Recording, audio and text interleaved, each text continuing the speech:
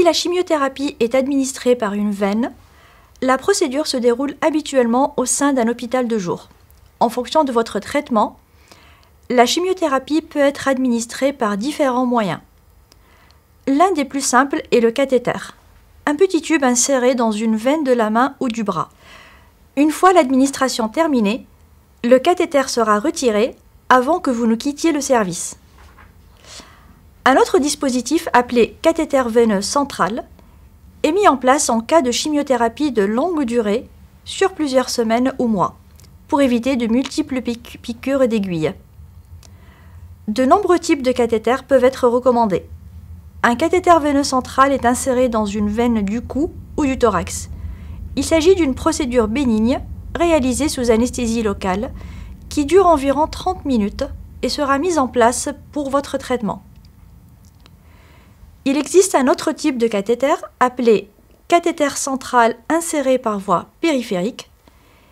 Il est inséré dans l'une des grosses veines du bras, près de la pliure. Il peut être posé à l'hôpital et la procédure peut durer jusqu'à 1 heure. Une fois ce cathéter inséré, quelques centimètres de tube flexible dépasseront de votre bras et seront protégés par un pansement. Vos infirmiers vous indiqueront quel mouvement éviter pour ne pas l'endommager ou le déplacer accidentellement à votre sortie de l'hôpital. Les restrictions sont généralement minimes et vous pourrez vous baigner ou vous doucher comme vous le faites habituellement, à condition de prendre certaines précautions. Vos infirmiers vous informeront également des risques possibles tels que l'irritation, qui survient généralement après quelques heures, et l'infection, qui est plus grave. Si vous avez des inquiétudes concernant le cathéter une fois en place, contactez immédiatement l'équipe.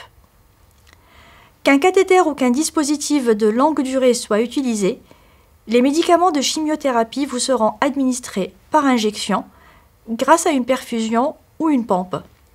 Les médicaments peuvent être injectés directement dans une veine par le biais du cathéter ou du cathéter veineux central pendant quelques minutes au moyen d'une seringue. Une poche de liquide transparent est parfois rattachée au tube en plastique et reliée au cathéter ou au cathéter central. C'est la perfusion. Le médicament est alors injecté avec ce liquide via un robinet.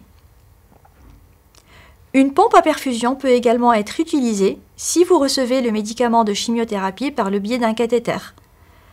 Elle permet une administration plus lente et mieux contrôlée, et elle est suffisamment petite pour être portée dans un sac ou à la ceinture. La séance de chimiothérapie à l'hôpital de jour peut durer entre quelques minutes et quelques heures en cas de perfusion.